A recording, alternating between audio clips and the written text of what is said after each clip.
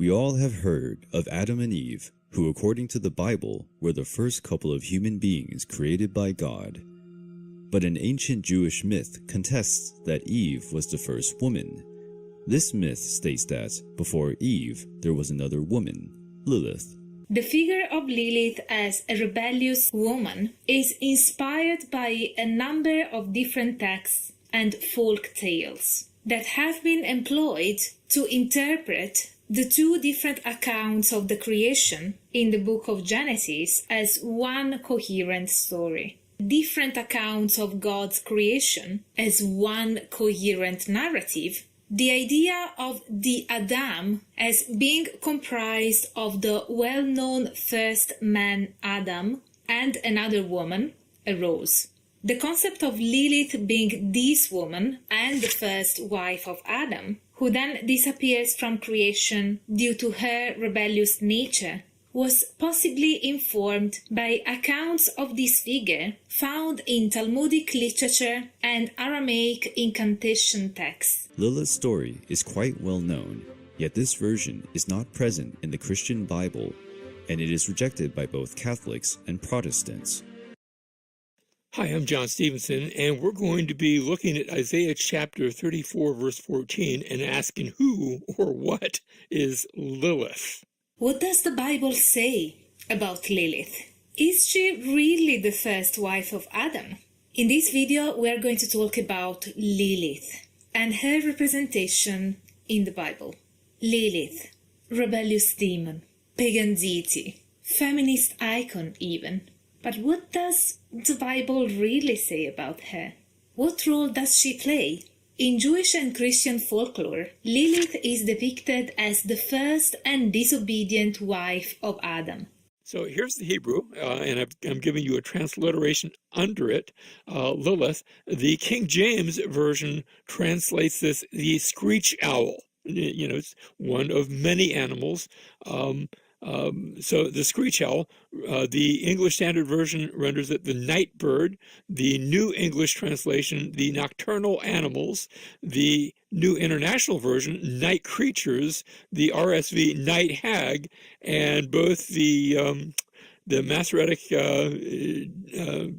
Jewish Bible and the Tanakh translation. They don't translate it all, they just transliterate it.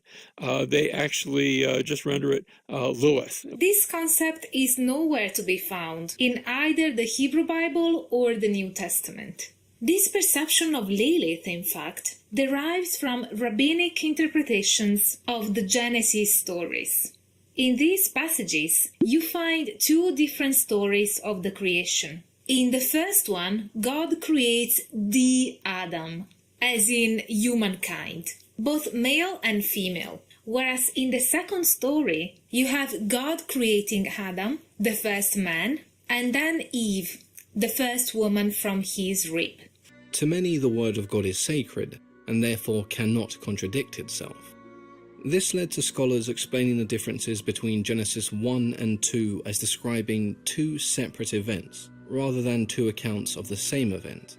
What's important to note is that Genesis 1 states that he created both man and woman at the same time. Genesis 2 is very similar, discussing the creation of the universe, but it differs in regards to the creation of man and woman. Here, man was created first. Not wanting his creation to be alone, God sent man into a deep slumber, and took from him a rib, which he would use to create the first woman. So essentially you have two contradicting accounts of our creation, one right after the other. The explanation here is that God needed to create woman twice, once with man and then again from man. The woman in the first story isn't identified in Genesis, but would eventually be known as Lilith. The woman in the second story is who we know from the Bible as Eve. So if you've ever heard the story of Eve being created from Adam's rib, that is the story found in Genesis 2. But where did the legend of Lilith come from, and what's her real story? If you read the first few chapters of the book of Genesis in the Bible, you'll notice that there are two accounts of the creation of human beings that are slightly different. Most Christians simply treat the second version as an expansion of the first, but in the tradition of Rabbinic Judaism, it's widely held that these are accounts of two different women, the first being Lilith and the second being Eve. So what's Lilith's story? Verse 14 goes on, the desert creatures will meet with the wolves. Notice there's those desert creatures, there's wolves. The hairy goat will also cry to its kind. And here's our word here. Yes, the night monster, and this is the Hebrew word Lilith is used. We're going to ask what that means. We're going to go back and ask what sort of monster, or is that even a good translation? But notice we'll settle there and we'll find herself a resting place. The passage goes on. Verse 15, the tree snake will make its nest and lay eggs there, and it will hatch and gather them under its protection. Yes, the hawks will be gathered there, every one with its kind. And so notice Lilith is mentioned in both before and after. It are a bunch of animals of the desert, wild animals of the desert. And in the middle of that is this phrase known as Lilith. Now, the Isaiah scroll, this was one of the very first Dead Sea Scrolls to be found. It's known by its catalog number 1Q Isaiah, which means it was cave 1, the very first cave they found scrolls in, and then it was associated with Qumran, and then it was the Isaiah scroll. There were actually 2 Isaiah scrolls that were discovered in that first cave. And also later Jewish mystics of the medieval era. And they took this verse and this term, they said, well, Lilith was the first wife of Adam, and that she was replaced by Eve because she wasn't submissive like she was supposed to be, and so she was cast out, and then God created Eve. Now, this term Lilith then was taken by Gnostics, those who were trying to search for some hidden meaning in the Bible. They weren't content with the meaning that's there. They wanted to change that and get away from it. But notice these Gnostics and Jewish mystics were saying, well, no, that must be 2 different events, 2 different sets of people. Lilith, as the first wife of Adam, is therefore not present in the Bible, but a product of later interpretations, mixing folklore, Talmudic material, and Babylonian texts to make the biblical creation into a Unitarian narrative. Whether as a demonic figure or as a symbol of women's struggle, Lilith's story is still the subject of much interest. Today, many think of Lilith as the first wife of Adam, who rebelled and was later replaced by Eve. Unlike Eve, who came from Adam's rib, Lilith emerged from clay along with Adam. Since she was created by God in the same way as Adam, Lilith did not submit to her husband's commands because she thought she was equal to him and did not accept Adam's domination. Lilith and Adam inhabited the Garden of Eden, but Lilith's rebellion put her in a situation where she was forced to choose between submitting to her husband or leaving the Garden of Eden. Lilith was not willing to give up her independence. Therefore, she opted to leave Adam and the Garden of Eden behind. The first woman ever created went into exile and settled herself near the Red Sea. God sent angels in an attempt to convince Lilith to return to the Garden of Eden, but she turned her back on God. Without his wife, Adam started to feel lonely. God, seeing that he was struggling with loneliness, decided to create a new woman for him, Eve. Due to her decision to reject the Creator, Lilith was demonized. She was now considered a woman-shaped demon. In her demonic shape, she would have the power to instigate disease in newborn children. You go on in later Jewish legends to see Lilith described and pictured as a female demon who goes out and just like Satan goes out and does bad things, Lilith goes out, and trinkets were placed on uncircumcised babies to keep the demon, this demoness, away. I don't know if demoness is actually a word. So God causes Adam to enter a deep sleep, and while he is unconscious, he takes one of his ribs and uses it to fashion a woman, Eve. Adam realizes that Eve is a part of himself, and thus he deems her as a suitable companion. So as you can see, there exists 2 versions of at least how man was created. More specifically, women though. we can assume that God created man in both cases from dust, even though the verses of 126 and 127 don't specify men were created from dust, but for women, in this case Eve, she was created both from dust and from Adam's rib. But you might ask, how can this be? She can only have been created by one means or another. Ancient rabbis would notice that the conception of Eve has two separate accounts, and that only one can be the real story. Therefore, a solution for this conundrum was devised, where the woman who was made simultaneously with Adam was Adam's first wife, or the first Eve, but that God replaced her because she was not subservient to Adam. It's this woman who would become known as the entity Lilith. Historians and scholars alike are not certain as to where the character Lilith originated from, or by Mesopotamian myths surrounding female demons who scoured the night, otherwise known as succubi. Translators, redactors of this passage kept the term Lilith, while others rendered it as a donkey centaur or as a lamia, a Greek child-eating female demon. In the Qumran rolls, Lilith also appears in its plural form as Liliyot. So the biblical Lilith clearly refers to the Mesopotamian demon. Lilith is only found in the Bible as, depending on the translation, a demon, a spirit, or a night bird, populating the ruins of the city of Adam after the divine judgment, which might explain why in the Qumran rolls Lilith appears in the plural form. And they all seduce and kill young men. Lilith cannot bear children. In fact, she kills them with poison that comes from her breast. Now, notice among these various translations that night or nocturnal is in quite a few of them. Even the King James Version, the screech owls are especially, they come out at night. They tend to be a nocturnal bird. And so notice the night theme.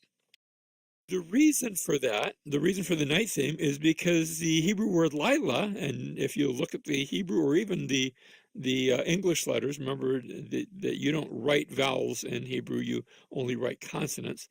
But Lila is the Hebrew word for night. In fact, if you want to say good night, you say Lila Tov. It's good night, or Boker Tov would be good morning. So Lila is the Hebrew word for night. And so it sounds like it has something to do with a night something or other, night bird, night creature, night something. Now, where they were getting that from was they said, well, Genesis chapter 1 and verses 26 and 27, where God says, let us make man in our image. And then he does that in verse 27, and he said, and he made them male and female. And then you turn to Genesis chapter 2, that describes the creation of Eve, and they said, well, see, you had a man and woman created in Genesis 1, and then Eve is created in Genesis 2, so this must have been an earlier creation. The tale explains that Lilith was Adam's first wife, and that she was created alongside Adam.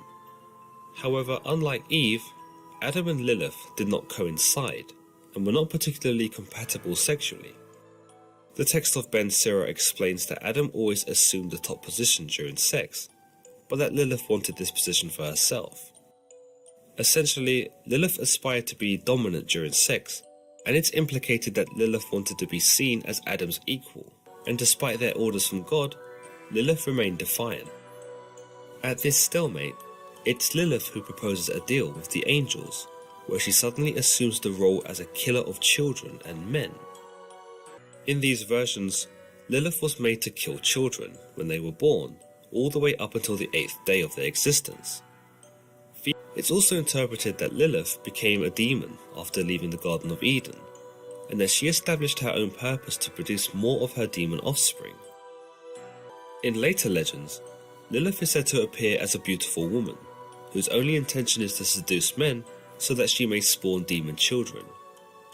She is also said to rape men in their sleep.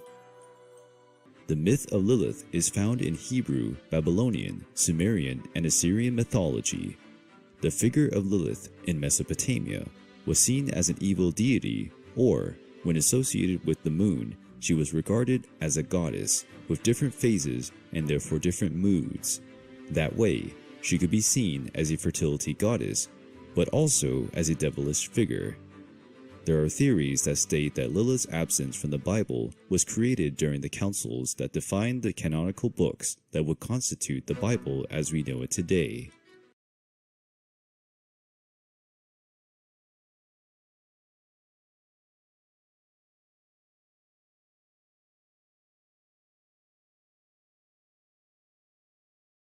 When Adam and Lilith were created, neither one of them wanted to submit to the other. To some, this just meant who assumed the dominant role in the relationship, whereas others took this to mean neither one wanted to assume the bottom position during sex, as it was a sign of subservience. With neither one of them willing to compromise, Lilith then fled the Garden of Eden. Out loud, she then pronounced God's name, and in doing so, she instantly became a winged demon. Lilith packed her stuff and flew away. In the text of Ben Sirah, Lilith actually utters the name of God, which in Jewish tradition is something sacred and shouldn't be spoken. After this, she leaves the Garden of Eden, much to Adam's dismay. Adam turns to God to explain to him what had happened, and it appears that God takes Adam's side. Whether God was angry at Lilith for uttering his name, or angry at her for not assuming the subservient role under Adam, is not known, but God is so insulted that he actually sends 3 angels to hunt down Lilith and drag her back. It's a doozy because it says that Lilith and Adam broke up because they disagreed about who should be in the dominant position during intercourse. Unwilling to accept a subservient position since they were created as equals, Lilith blasphemes by shouting the unspeakable name of God and then literally flies away.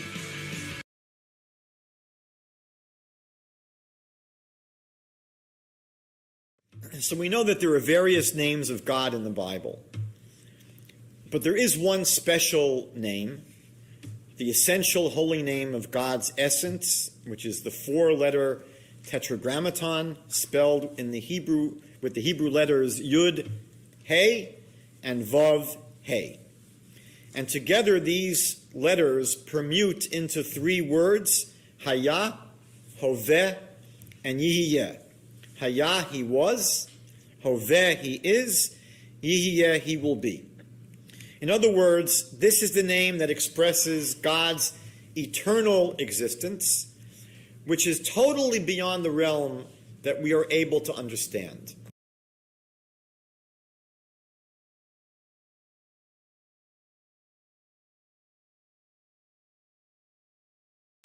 Other than those 2 exceptions, the name of God, the Tetragrammaton, is never pronounced as it is written.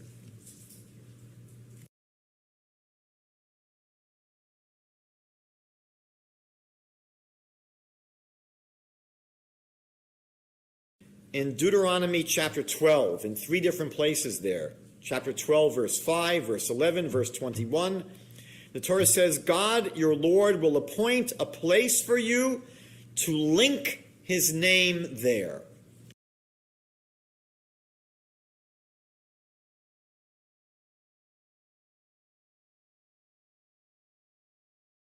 There is a place where you're going to actually link God's name, meaning you're going to express God's name in this place.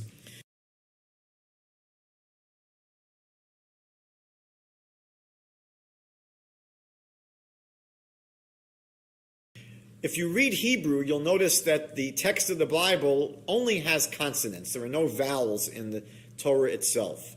So you can easily take a word like le'olam and read it as le'alem. And so this, according to the Talmud, is one of the reasons why we don't pronounce God's name as it is written, because God commands us that his name should be concealed.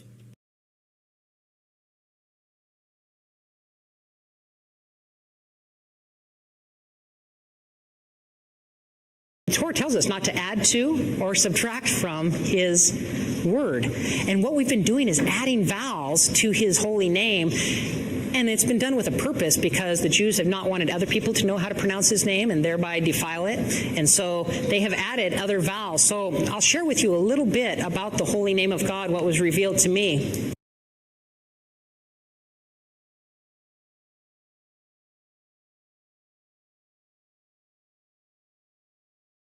in ancient Hebrew, there was no J sound, and there was no W sound. So this was only after our people in the diaspora traveled up to Germany and France that they started replacing I's with J's, with this etymology of words. Jehovah, which they used to put the O of Adonai under here to make sure that you didn't say the holy name properly. Then they went from Jehovah with the wrong vowel to Jehovah, changing the Y to J. So we know it's not Jehovah. And the Vav was always a V sound, so it's not the W. So it's not like Yahweh we oftentimes hear, or Jehovah, or yes.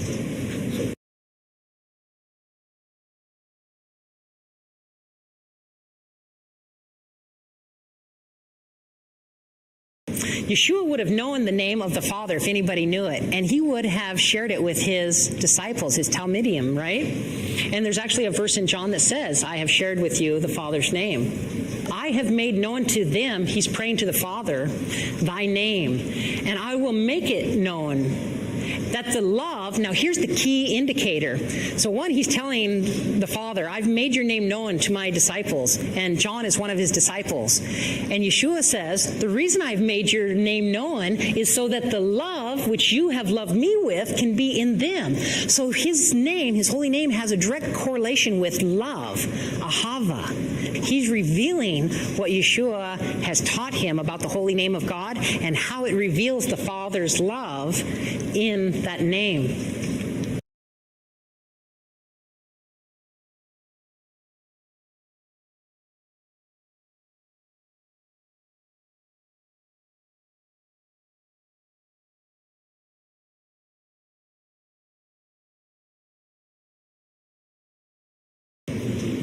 Do you know in Isaiah 52, verse 6, it says, therefore my people shall know my name. So this is a mitzvah. This is a commandment. We should and shall know. And if you're truly his children, you will know his name. You shall know that in that day I am he, says the Lord. Here am I. There was a time. One, in Isaiah 52 and 42, we see that God's people shall know his true name. And there's prophecies that talk about in the last days how this name would be re-revealed.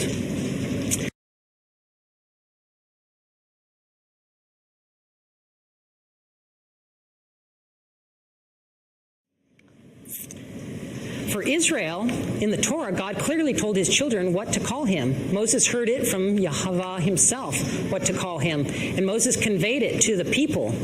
When writing the Torah, there was no vowels written, so Moses conveyed the proper pronunciation clues hidden in a Hebrew idiom in the most important command. Even in the Shema, Moses hid this.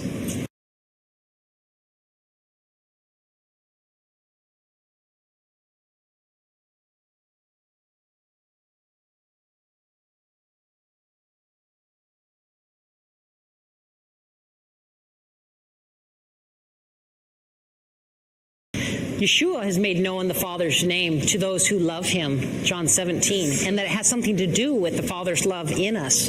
So here it's a prophecy that whether or not you can trace your lineage as a descendant of Israel, if you want to be a part of the bride, if you want to be grafted into Israel, you should know the holy name, and you will ahava the name Yahweh. You will love the name of the Lord, to be his servants, everyone that keepeth the Sabbath from polluting it. Now it brings in the Sabbath as the sign, which is like the diamond on the betrothal ring for those who love the Lord. Everyone who keeps the Sabbath from polluting it and taketh hold of my covenant will ahava the name Yahweh.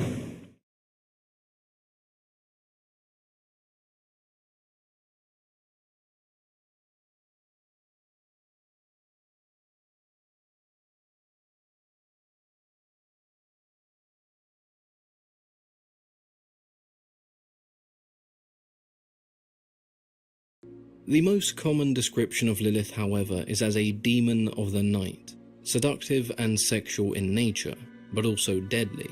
And if that wasn't enough,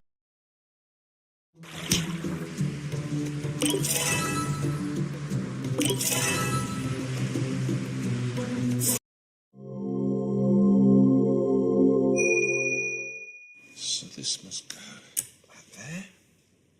Must be there. This will be the last one here. Oh, no.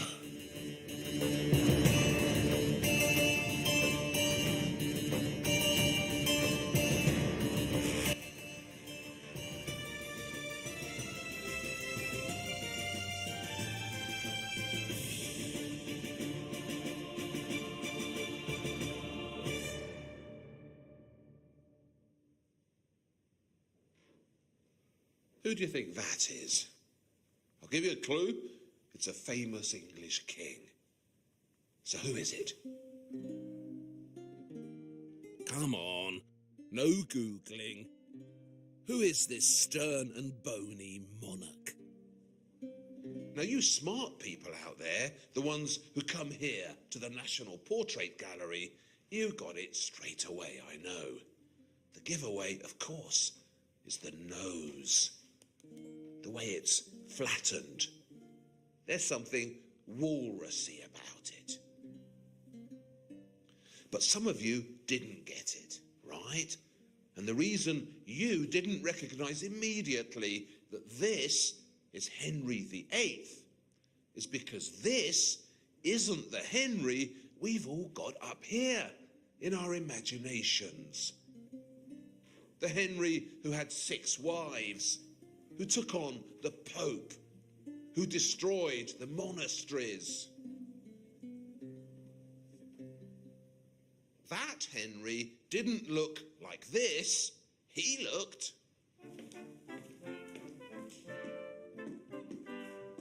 like this. Now that's what you call Henry VIII. Look at the way he stands, like a Tudor gunslinger at Ye OK Corral. The mighty torso, the sheer width of the man. This is a king who could change history. That's the Henry who lives up here in our thoughts. Henry the Terrible, the widest king in Christendom. And he is the creation of a particularly important artist. An artist who I would argue didn't just record British history, he actually changed it. He was a funny little man, a German from Bavaria, a genius who looked like a farmer, called Johannes or Hans Holbein. This is Holbein's great gift to the world, the iconic image of Henry VIII, which everyone recognises. And Holbein didn't stop there. How do we know what Sir Thomas More, that conscienceful man for all seasons who stood up to Henry, looked like? Because of Holbein. How do we know what Henry's unfortunate queens looked like? Because of Holbein. And how do we know what Thomas Cromwell, Henry's go-to man for destroying the monasteries, really looked like? Because of Holbein. Holbein didn't just describe Tudor England, he gave it an extraordinarily active presence, made it feel real. And by making Tudor England immortal, he changed history. Because a slab of history we can envisage so clearly will always trump all those other slabs of history we can't envisage at all. Why are we so obsessed with Henry VIII and his damned wives? Because of Holbein.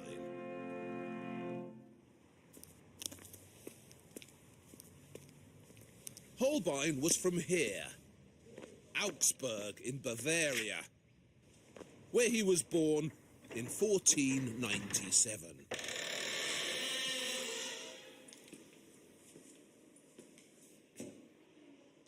His father was a painter, and a really good one, Hans Holbein the Elder. He painted religious pictures. This is one of his. he designed stained glass as well. So his son, trained by his father, would have imbibed all these profound Catholic moods from birth.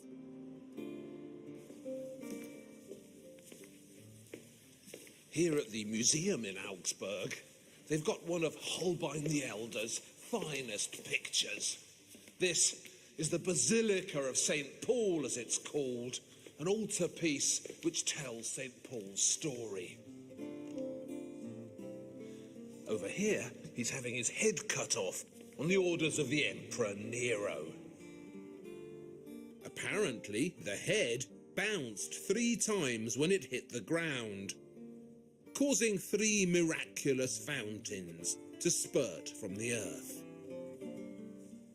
But what I really want to show you is this scene on the left, because that old man there with the straggly beard, that's actually Holbein the Elder.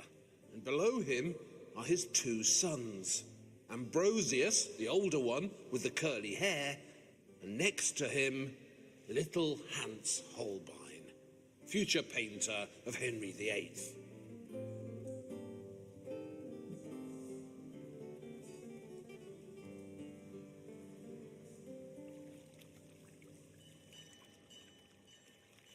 So the dad trains the son to be a painter.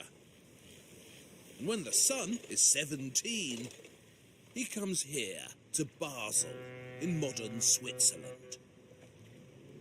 Basel was famous for its printing, the European capital of books. And that must have been what brought the young Holbein here.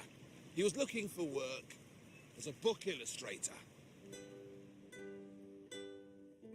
Basel's greatest printer was a man called Johann Froben. Froben was both a publisher and a scholar, so he was adventurous and informed, and Holbein was soon working for him. Froben produced lots of important books, but he's particularly well known for publishing the work of that celebrated Dutch naysayer, Erasmus Rotterdam. And yes, Holbein painted Erasmus too, tucked up for winter in his study, busily writing.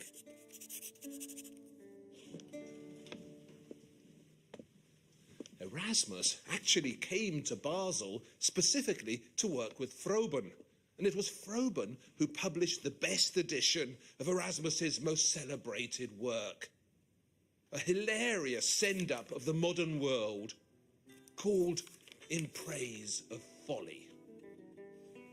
Just about everyone gets a kicking in Praise of Folly. Young people, women, gamblers. But Erasmus comes down particularly hard on the clergy, the priests, the bishops, and the friars.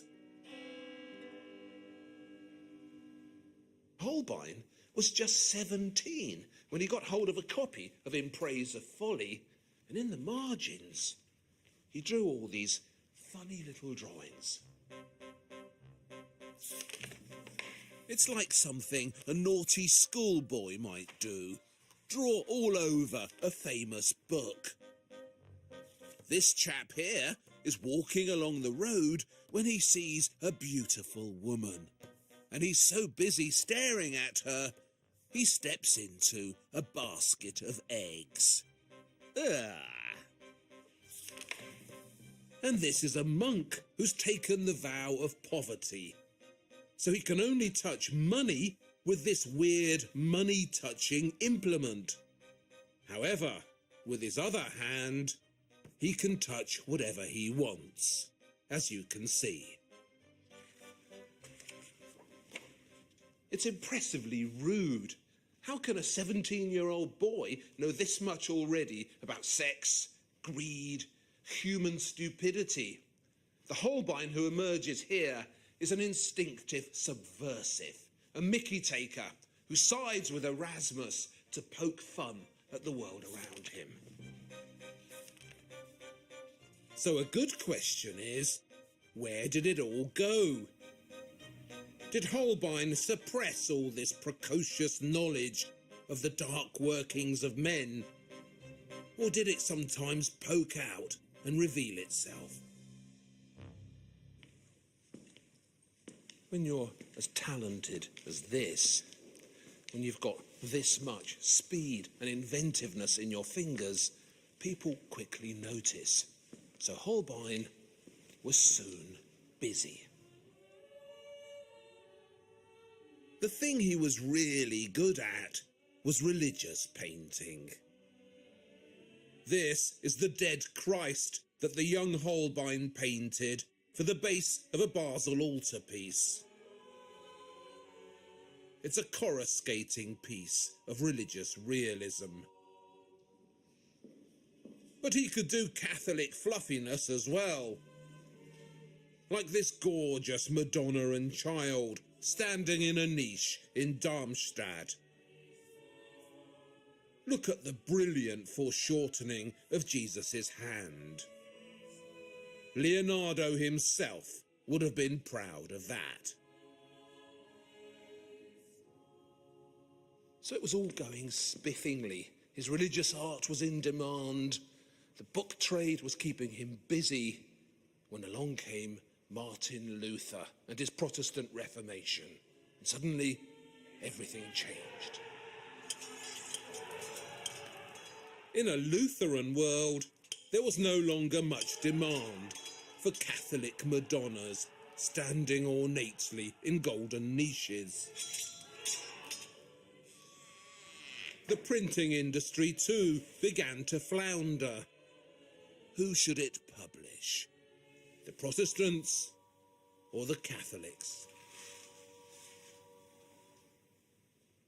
With the publishing world caught in this dangerous crossfire and the religious commissions drying up, Holbein needed to find work somewhere else. And that's where Erasmus made himself useful. Erasmus had actually written in praise of folly in England. He'd spent several years there, teaching at Oxford and Cambridge.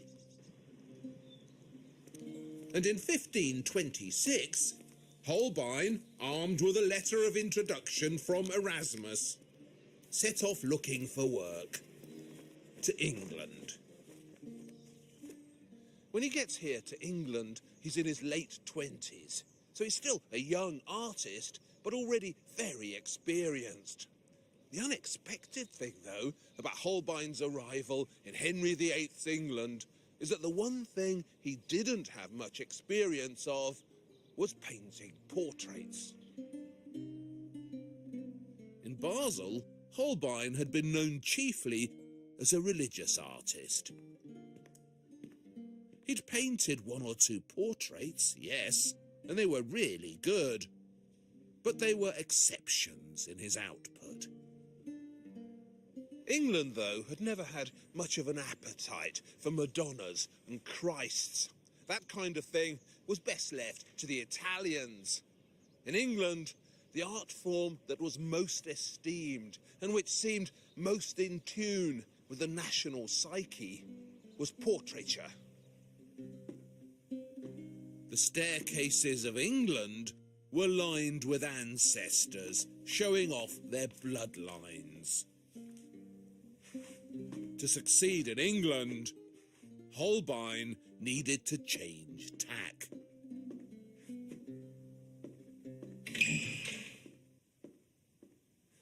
Erasmus had given him an introduction to one of the most influential men at the court.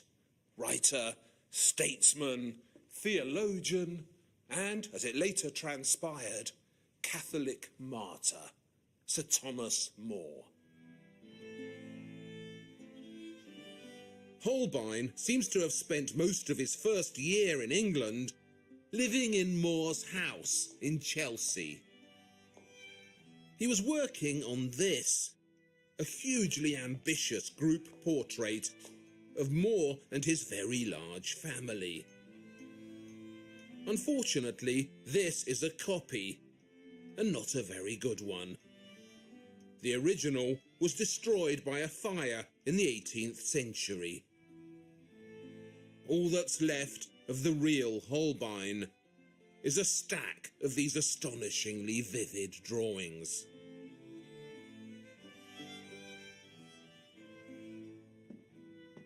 Oh, and there is something else, of course. This. Holbein's great portrait of Moore, which they have here at the Frick Collection in New York. Moore was the man who famously stood up to Henry, who refused to accept the king as the new head of the church. So Henry had him beheaded. Now, I was brought up believing that Sir Thomas More was a man of great principle. That's why the Catholic Church made him a saint in 1935. But more recently, a different Thomas More has been proposed to us. In today's histories, he's often presented as a demented religious bigot, a cruel slayer of the heretics. That's what modern novelists and playwrights have been making of More, but it's not what Holbein makes of him, and Holbein was there. I know it's a cliche, and it's been said 1,000 times, but you really do feel he's standing there before you. One of the most resolute presences in British art. Just look at the details, the way the velvet has been painted, or his perfectly observed skin tones, with that utterly convincing 5 o'clock shadow. This sense of actuality is new, not just in British art, but anywhere. These first English portraits of Holbein's make Doctor Who's of us all, TARDISing us back in time to meet a Tudor cast that feels astonishingly present. Just there, right in front of us.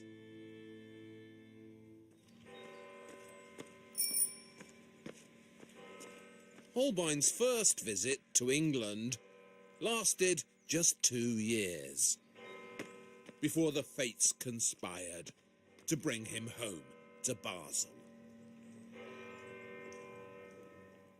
He was busy enough, that wasn't the issue, but as a citizen of Basel, he could only leave the city for a short time, or he'd lose his citizenship. So in 1528, he had to come back.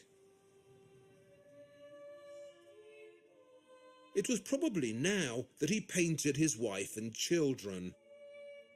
He'd had to leave them behind when he left for England. And, as you can see, he's made them into a holy family, hasn't he? A suffering Madonna and her infants, dreading what lies ahead. Basel, in 1528, was not a nice place to be if you were a painter or a Catholic. Holbein had seen the Protestant Revolution arriving in Basel. It was one of the reasons he'd left for England. But in the time he was gone, it had all gotten so much worse. Basel officially became a Protestant city in 1529. To celebrate, gangs of rabid iconoclasts rampaged through the churches, looking for Madonnas to trample and Christs to smash. On the 9th of February, 1529, a gang of some 200 angry Lutherans broke into here, Basel Cathedral, and began attacking the art. Statues, crucifixes, Holbein paintings. And they didn't stop until all this superstitious idolatry, as they saw it, was destroyed.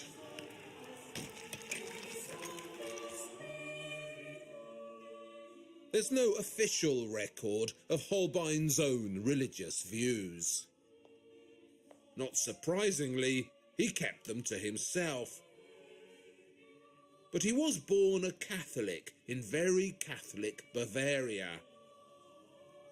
And my hunch, based on the odd visual clue here and there, is that he never crossed over fully to the Lutheran side.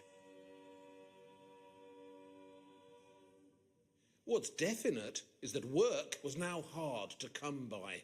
The iconoclasts had seen to that. In a world without images, there was no longer much need for a painter. Holbein didn't leave immediately. There was his wife and children to worry about.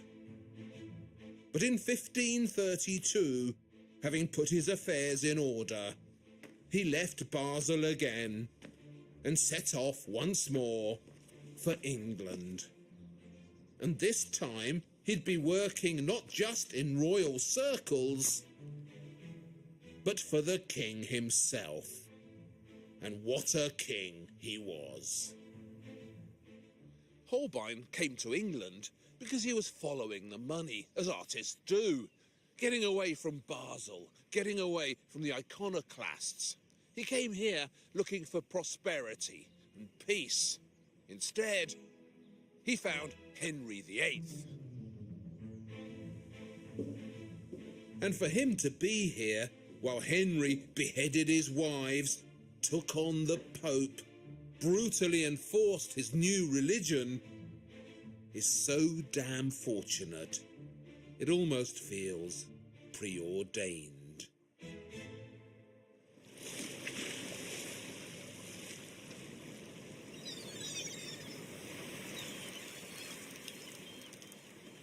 Holbein didn't begin working for the king as soon as he returned to London. His first patrons actually came from here. It's changed a bit, of course, but in Tudor times, this was a very important location for Holbein, because where I'm standing now was the centre of a huge urban complex called the German Steelyard. The Steelyard wasn't a steel yard. It was a city within a city, a kind of German Hong Kong, created by German merchants for the purposes of international trade. It had been here since 1320, growing bigger and bigger. And the German merchants in here, they didn't pay any tolls or customs. They were privileged foreigners. And inside this walled community of theirs, they had warehouses, shops, offices, taverns. So this was a home from home for Holbein. And when he returned to England in 1532, the rich German merchants of the Steelyard were his first customers. This handsome young chap, who now hangs in Windsor Castle, is Derek Bourne from Cologne, who supplied the court of Henry VIII with military equipment for the army. In Holbein's time, just like today, if you wanted precision, quality, and Vorsprung durch Technik, you bought German. The paintings that Holbein made of the merchants of the German Steelyard seem to speak a different language from his other English pictures. It's as if some of that different mindset that had poked out in Praise of Folly pokes out here as well. This exceptionally fine fellow is Georg Gies. a merchant from Danzig. He's sitting in his office in the German steel yard, surrounded by the accoutrements of his trade. His pens, his documents, the box in which he keeps his money. And all these details which have been described so perfectly by Holbein have other meanings, secret little messages that have been smuggled into the picture. In particular, notice the beautiful Venetian vase with its fragile pink carnations. How skillfully Holbein has painted the shifting reflections in the glass, and how precariously the vase is balanced on the edge of the table. Whenever you see something on the edge of a table in art, it always means the same thing. Isn't life precarious? It's the same with the money box. How easily George Guiche's stash of cash could topple and fall.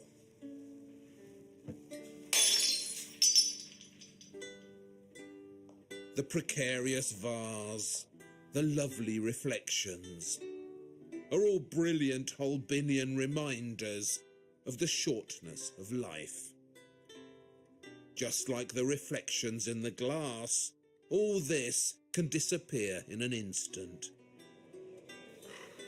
It's a message that's always relevant, but it was particularly relevant in the shifting, fracturing England of Henry VIII.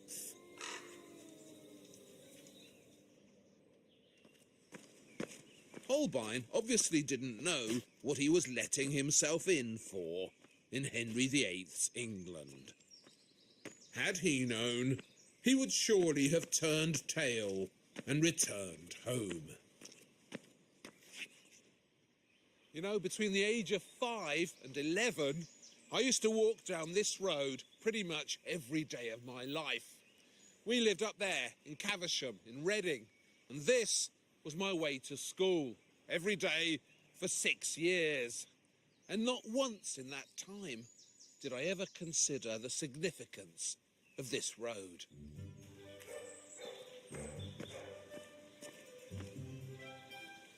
My school was down here, down the alley. I used to love walking down here. The school was a Catholic primary school run by nuns called St. Anne's. A nice, friendly, ordinary school next door to a church. The church was also called St. Anne's, and back then I didn't know what had actually happened here in Holbein's time, but I do now. St. Anne's, Caversham, had a famous statue in it. She was called Our Lady of Caversham, and she was said to have miraculous powers. The shrine of Our Lady of Caversham was one of the most visited locations in Tudor England. Pilgrims would travel hundreds of miles to pray to her for help. One of them was the rightful Queen of England, Catherine of Aragon, who came here to Caversham on the 17th of July, 1532, to pray for her husband, Henry VIII. It was the Queen's final plea to her God, begging him to intervene and stop Henry from divorcing her and marrying Anne Boleyn. Of course, it didn't work. Henry went ahead with his divorce. He married Anne Boleyn and made himself the supreme head of a new English church. And a few years later, he took his revenge on Our Lady of Caversham. On the 14th of September 1538, a gang of government agents arrived at St. Anne's and closed down the famous shrine. Our Lady of Caversham was bundled into a cart and taken to London.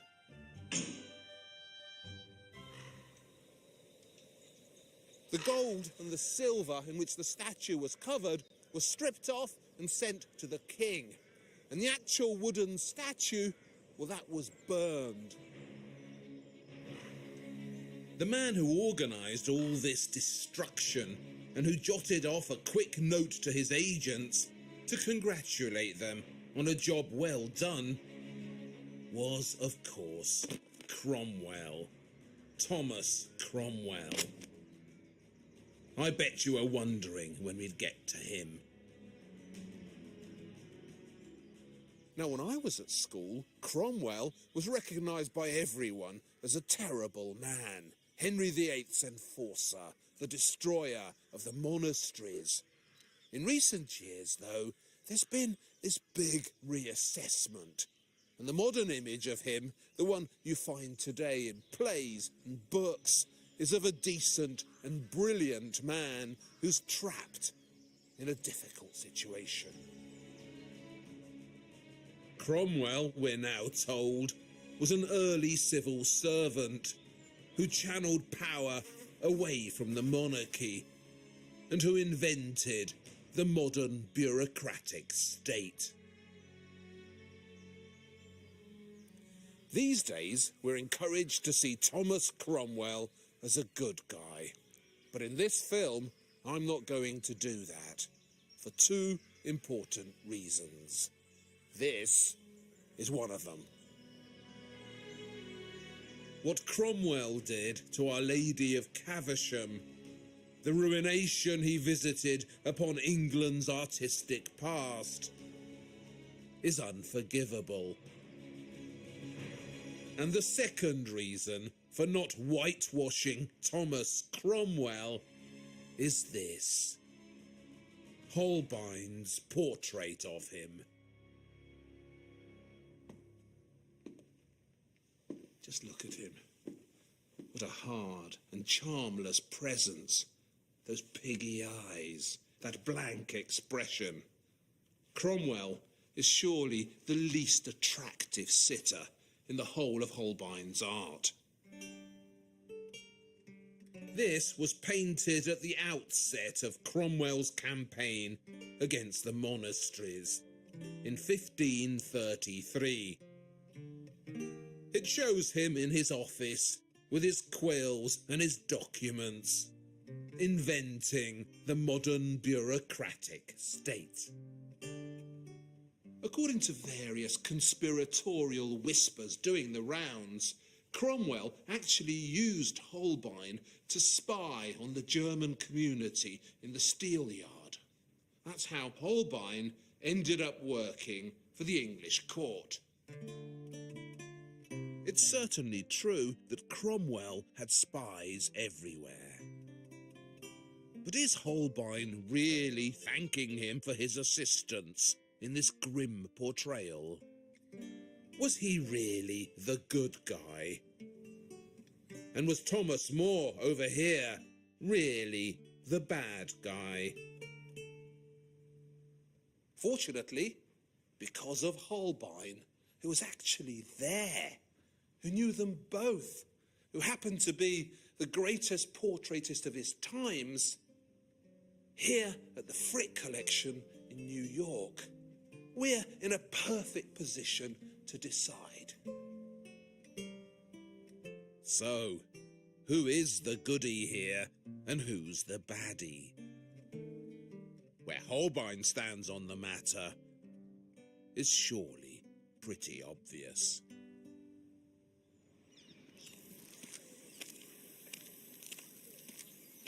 Holbein officially entered the service of the king in 1535.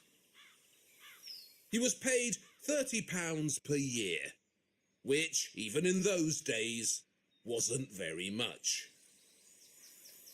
And since this was the court of Henry VIII, there were immediately problems. Holbein's first supporter in England, Sir Thomas More, had risen to the rank of Lord Chancellor, but he refused to accept the king's new position as head of the church, so Henry had him beheaded. Poor Holbein had no choice, really, but to disassociate himself from his first supporter. He needed a new patron, and at some point, probably with the connivance of Cromwell, he managed to get on the good side of Anne Boleyn. How did he do that? With his art, of course. There's a drawing in the Basel Museum of a magnificent gold table fountain he designed for the king's new wife. It would have been covered in pearls and rubies, and the water would have flowed from the breasts of the women below. So he wasn't just the court portraitist. To earn his £30 a year, Holbein had lots of duties at the court. He designed the royal jewellery and the royal pendants, the royal cutlery and the royal daggers. He even designed the royal fireplace.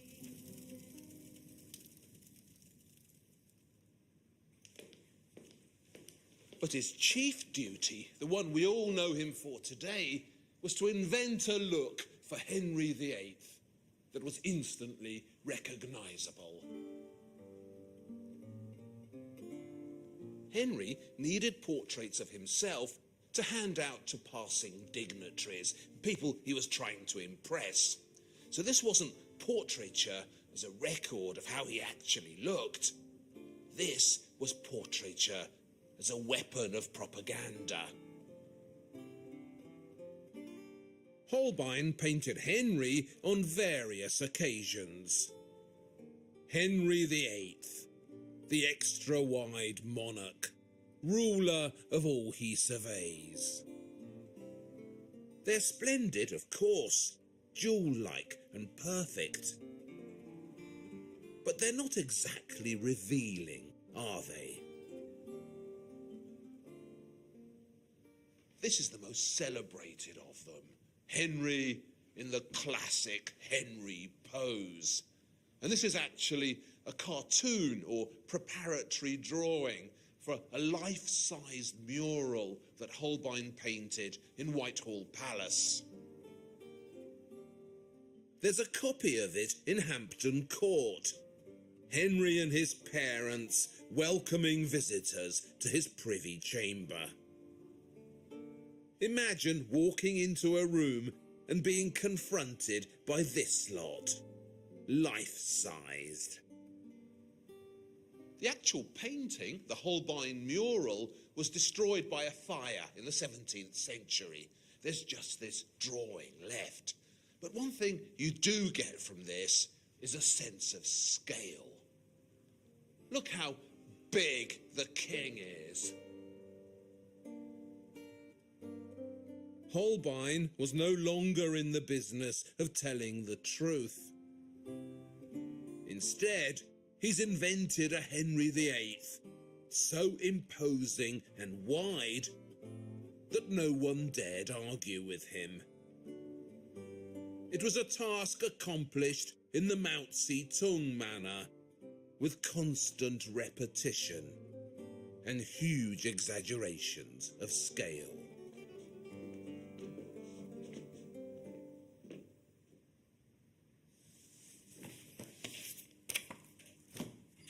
By the time the Whitehall mural was painted in 1537, Anne Boleyn had had the Henry treatment.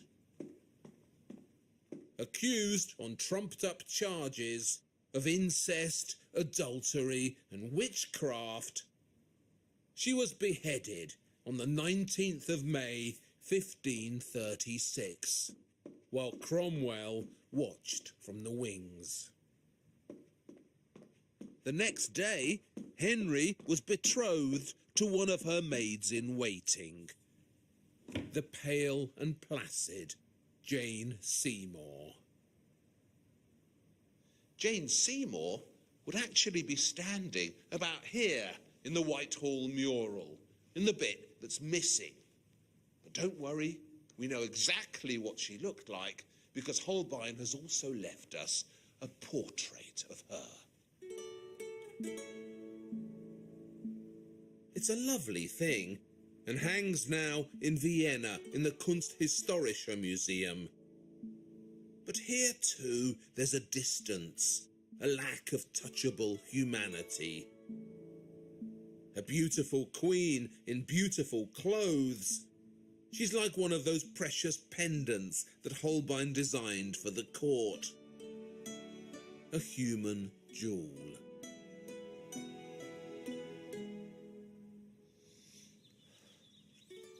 Jane Seymour didn't last long, just 1 year. Having given birth to the male heir that Henry craved so desperately, she died tragically from complications brought on by the royal birth. The son she bore, the future Edward VI, was also painted by Holbein in this fiercely frontal image. He's got Henry's cheeks, that's for sure, but his real face is hiding in the middle.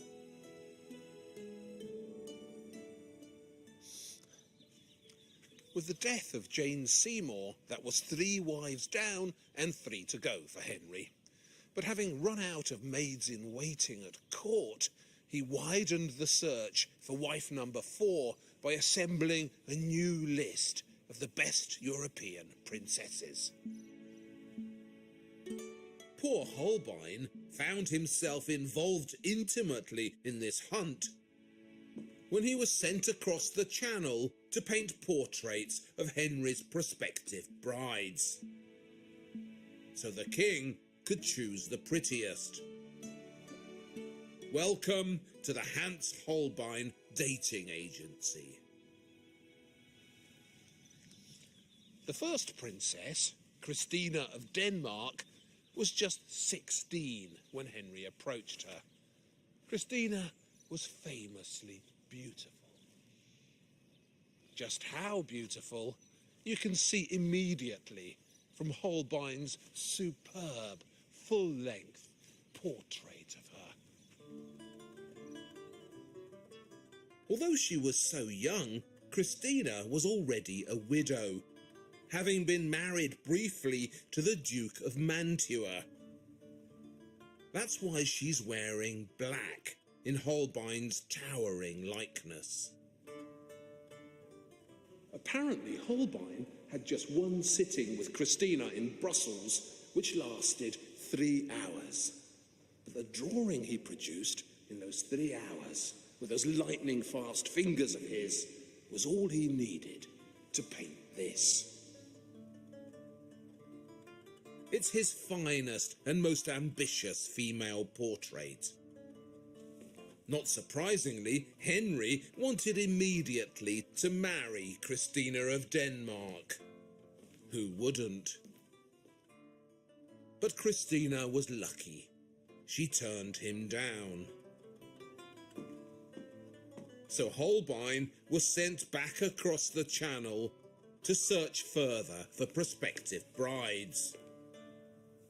And this time, it was a German princess, Anne of Cleves, who needed to be examined. Interestingly, Anne of Cleves was painted on paper, presumably so the picture could be rolled up more easily and taken back to England. And it was painted with egg tempera, which dries much more quickly than oil paints. So this was done in a hurry. It's a peculiar picture. Look how she stares straight out at us. You can't look natural staring like that. Holbein's art was beginning to stiffen. The king didn't mind. He liked Holbein's portrait of Anne so much, he married her. But the marriage was a famous disaster. When Henry saw what she really looked like in the flesh rather than in Holbein's portrait of her, he found her, and this is his word, not mine, repulsive. So, the marriage was never consummated and quickly annulled. But at least Anne of Cleves got out of it alive. Not everyone was as fortunate.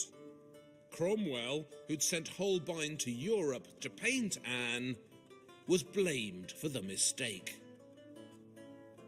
And a few weeks after the wedding, he was accused of treason and beheaded. Holbein had fetched up in a historical nightmare. This is Catherine Howard, wife number 5. She lasted just over a year before Henry got crazily jealous again. And she too was beheaded. As for wife number 6, Catherine Parr, there is no Holbein portrait of her, so we have no idea what she looked like. So that's one generation goeth, and another generation cometh, and the earth abideth forever. Ecclesiastes. Holbein's most famous painting, in the National Gallery in London, is usually called The Ambassadors. But that's just its modern name. It's only been called that since the end of the 19th century. A more revealing and more accurate name would be something like, "Don't worry, it'll soon be over." The Ambassadors shows 2 of Holbein's most suave sitters. He is Jean de Danteville, French ambassador to the court of Henry VIII. And this is his French friend, Georges de Selve, Bishop of Lavaur.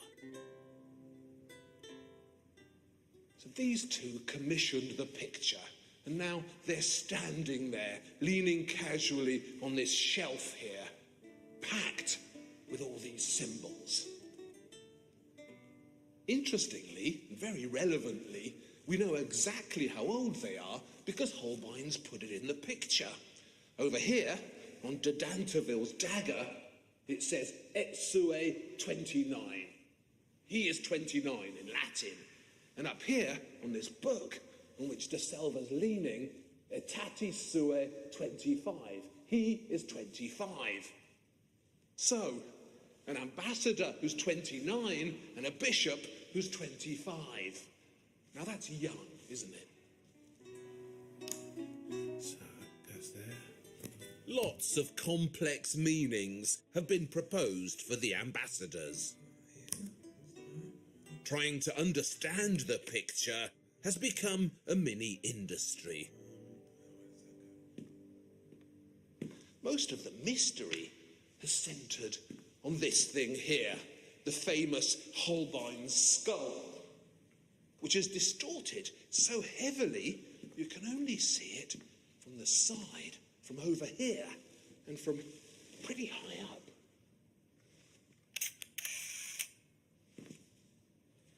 Why the skull is distorted is pretty obvious, as I'll be showing you in a moment.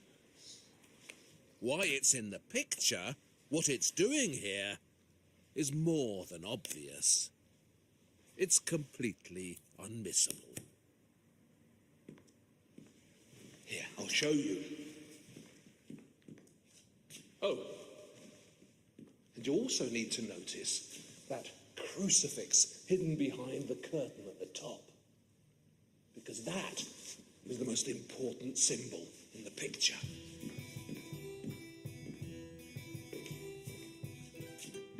This is by Harman Steenweg, painted much later, but as you can see, it's got another skull in it. And this messy heap of objects, just like the ambassadors. It's what's called a Vanitas picture. Vanitases appeared in Northern Renaissance art in the 15th century. This word vanitas comes from here, from the Bible, and the book of Ecclesiastes. There's a wonderful doomy passage right at the beginning, which goes in Latin, vanitas vanitatum, omnia vanitas. Vanity of vanities. All is vanity. This, though, isn't about vanity in the modern sense. All those TV presenters looking at themselves in the mirror. This is biblical vanity, where nothing lasts forever. So what this picture's doing is reminding us all of the ultimate uselessness of life. And all this stuff in here, the flute, the books, that beautiful Japanese sword, all that is here today, gone tomorrow.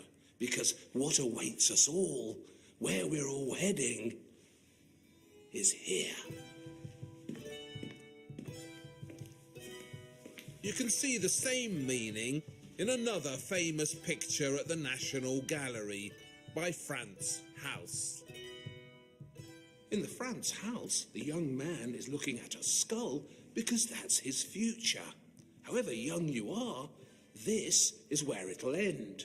So, back at the Holbein,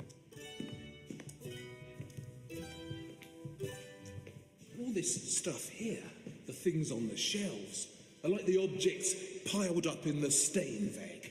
Earthly goodies. Wonderful while you're here, useless when you're not.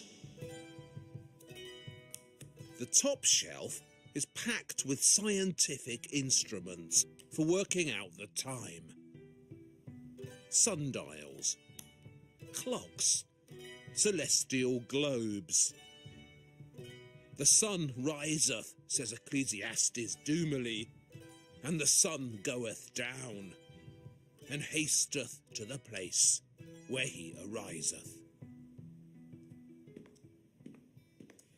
So all these beautiful instruments for working out the time, all this knowledge, is basically useless. Just a heap of stuff. The bottom shelf, meanwhile, is full of earthly pleasures, things we enjoy. A lute for playing music, this bag of flutes over here. And look, a book of hymns by Martin Luther. And this is where the picture gets sneaky. Very sneaky. Look again at that lute. Look really carefully. See? One of the strings is broken. And traditionally, a broken string is a symbol of discord. Something's gone wrong. What's gone wrong is Luther. It's no accident that the Lutheran hymn book is directly below the lute with the broken string. That is a deliberate piece of Vanitas symbolism. Remember, when this picture was painted in 1533, no one was sure yet that the Protestant Revolution was going to succeed. How could they have known that? It hadn't happened yet. So what a lot of people would have assumed, particularly a Catholic bishop and the French Catholic ambassador, is that Luther's revolt was just a flash in the pan. And that is where the skull comes in. The skull, right at the front of the picture, is so big it trumps everything else. Compared with this big skull, this little bit of discord here is nothing. So, why is this skull so distorted? Ah, that's where it gets clever.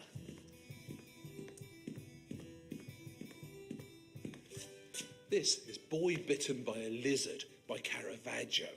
So it's another young man, and the lizard is biting him because the lizard in art is traditionally a symbol of old age. And to amplify that meaning, that life is short, very short, Caravaggio's also included this beautiful reflection in the vase.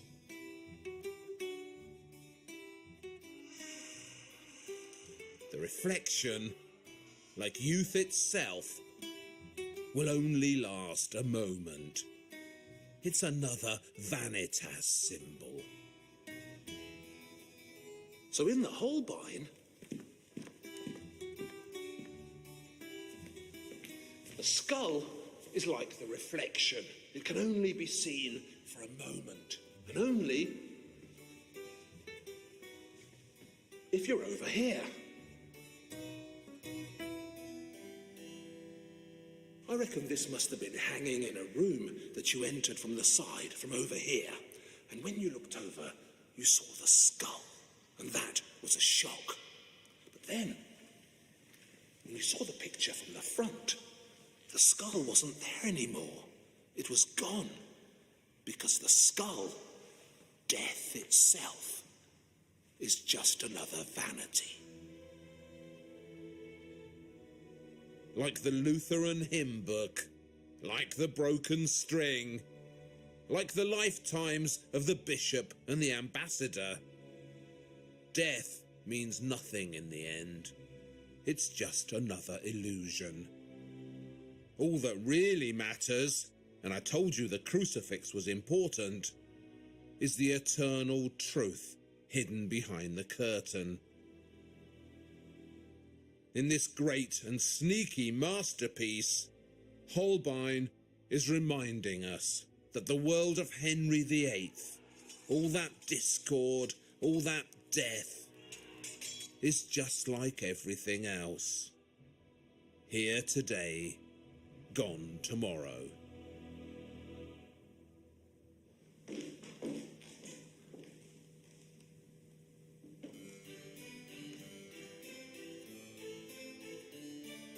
Holbein himself didn't last long.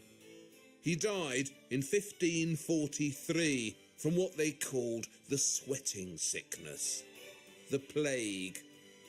He was 45. He left behind some of the greatest portraiture of the Renaissance. A Tudor cast so vivid you can feel their breath on your cheek.